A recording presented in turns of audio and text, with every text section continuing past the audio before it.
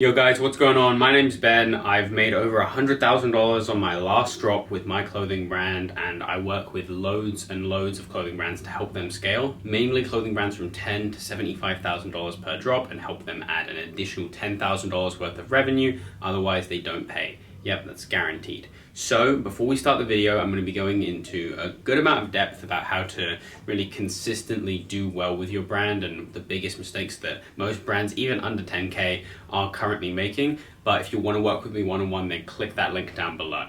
Okay, getting straight into the video, I want to talk to you guys. I'm not going to give you guys this random 3-step guide. I'm just going to give you guys the actual philosophy I use, which is the VPO strategy, volume plus optimization.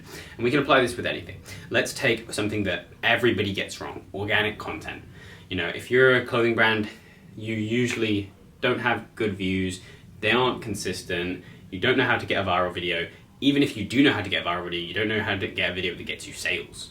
So you're getting a video that gets 20, 30, 50, 100,000 views, but it's just generating like a couple sales. So how do we make sales-driven content? Okay, well, there's two things. And those two things are volume and optimization.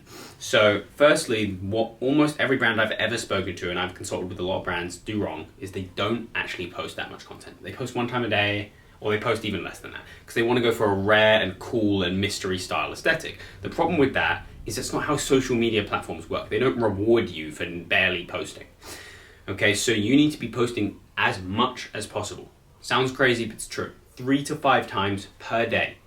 Obviously, it needs to be intentional content. What happens when people do this is they tell me it doesn't work because they don't get any views. And the reason why they don't get any views is because the content quality drops off massively when I ask you to post 5 times a day. So that's where O, or optimization, comes in. Optimization just means making actually good content. Content that's optimized to the market you're in. How do you do that? Again, super simple. Look at people in your market. What are they making? What trends are they following? What For You page are they on? And then just copy that. Add your own flair to it, add your own style to it, and hopefully you can come in with a slightly better quality, nicer camera or better editing or better captions. You just got to try and look a bit more classy, and hopefully you have a better product. Because if you do, you'll blow them out the water every single time. And that's volume plus optimization in an organic content sense. It's very difficult, but it's way better just focusing on that than focusing on that, influencers, ads, TikTok ads, all this other marketing stuff that actually you're not going to be good at any of it. You're not going to be good at any of it, and you probably don't even have a budget. I say this every video, I'm going to say it again. If you don't have $3,000 a month to spend on Facebook ads, and not just you have 3K in your bank, but you have $3,000 that you can kind of say, you know what happens, happens, and I'm not going to be emotional about it. I'm going to sit back and let it test. If that's not your mindset on things, cut them. Do not run ads. At all. It's not worth it. Because you will just move emotionally, and you'll make bad decisions, and you'll turn off the ads when they need to stay on. And then it's like, you're just going to throw the money down the drain anyway. So you might as well be smart about it. Okay, moving on to another, usually cheap, if not free version of marketing, influencer marketing. Now, how can we use VPO again? The one strategy that I've been using with all the brands. Influencers, right? Volume plus optimization. Most people hit up 5, 10 influencers a week. Why do I get no responses? Why are these influencers not replying? Oh, why don't they want to cut me a deal? Why don't they want to work on a deal with me? It's like, because you only hit up 5. You're hitting up 1 a day from Monday to Friday, and you expect to get deals. You can't build that. You need to build multiple high-level relationships. I suggest putting 20 to 30 DMs a day and custom DMs. I mean, where you're specifically saying, yo man, I watched your recent video with this guy, and he's one of my favorite influencers, and this and this and this and this. I want to talk to you about possibly repping my brand. Bang, send. And you just actually do a bit of research for each guy.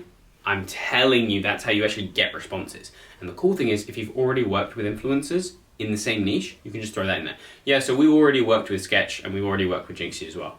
So if you want to work together, it will be a really streamlined process, plus we can give you the same rates we're giving them, or plus we can send out the same items that we're sending them. Just let me know what size you are, or we can link up and do a shoot like we did with them. Whatever. Point is, you get this social proof when you've worked with other influencers in the same niche, so I definitely recommend using that. So that's volume. You need to be hitting up loads and loads of people, and you need to be building loads and loads of relationships. What's optimization, okay? People hit up influencers they like.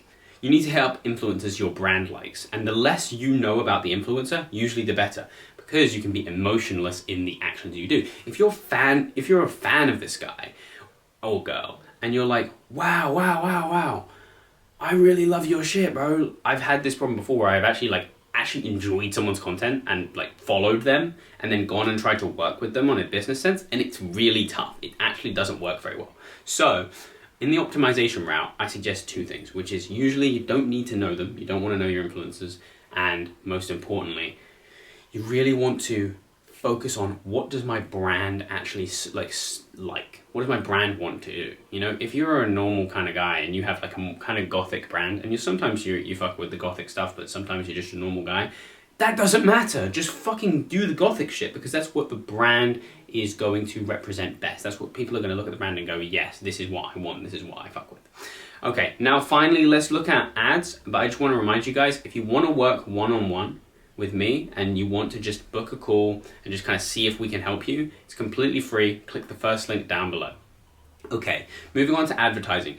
Why I said you need $3,000 before is because you want to up the volume. It sounds crazy, spend more, because then you have more data. It's the same with everything. If you hit up 40 influencers, you know what 40 people are going to say. Whereas if you hit up 5, you don't even really know what the average 5 people are going to say, because you've only hit up one of that sample size. Okay, so moving on, when it comes to volume on ads, you want to spend more. You want to test top of funnel campaigns, middle of funnel campaigns, bottom of funnel campaigns. You want to test multiple ad sets. You want to test detailed targeting. You want to test lookalike audiences. All of this stuff you want to test. If you don't know what any of this stuff is, I suggest you learn what this stuff is before you start running ads. I can't tell you how many people are like, I'm running ads, and they don't know what a lookalike audience is or a custom audience is. And it's like, this is a huge problem because you have 2,000 followers and you're not retargeting those followers in any way at all. It hurts my soul. So that's how you do volume. You just need to do more so you have more data, so you have more information to go off. Because with ads, people spend 20, 30, 50 a day, and they're like, why did I get no sales? These ads don't work. And it's like, no, you spent £150 and you didn't get a sale because it was optimizing for 2 days. That's why. And then optimization, what do you do? So you take this data after 3 to 5 days and you look at it, and then you make changes, you turn off the bad ads, you can go back into it, 3 to 5 more days goes by, okay, these are my top performers, 3 to 5 more days go by, all right, these are my top performers, these are definitely the best ones, these top 3. Let me recreate ads against those ads. Now this is just basic optimization, but people don't do it. People think, oh, I need completely new creatives. It's like, okay, test some new stuff, sure. But in general, what works is usually universal. And I think it's a huge thing to keep in mind. 2 things. 1, it's really important that you know how important the creative is. Okay, we can talk as much as we want about caption or headline or like, you know, the advanced preview placements. Like, no, the creative and the targeting. Who's it being shown to and what's being shown to them? That is advertising. Okay, and then number 2 is to think about, okay, I want to optimize these ads around what my fan base wants to see. So the ads that perform are what the fan base has wanted to see. It's what they're showing and like, fuck, I want this product. That's when they're purchasing. So look at the metrics like cost per CPA, right? Cost per acquisition. Look at the metrics like ROAS. I optimize against every single metric. Of course, I'm looking at CPM, I'm looking at CPC, I'm looking at CTR, but I'm looking at ROAS. Because it doesn't matter, oh, I've got 20%, I've got, you know, fucking 20% CTR, I've got a 20 cents CPC. It's like, okay, how many sales have you got?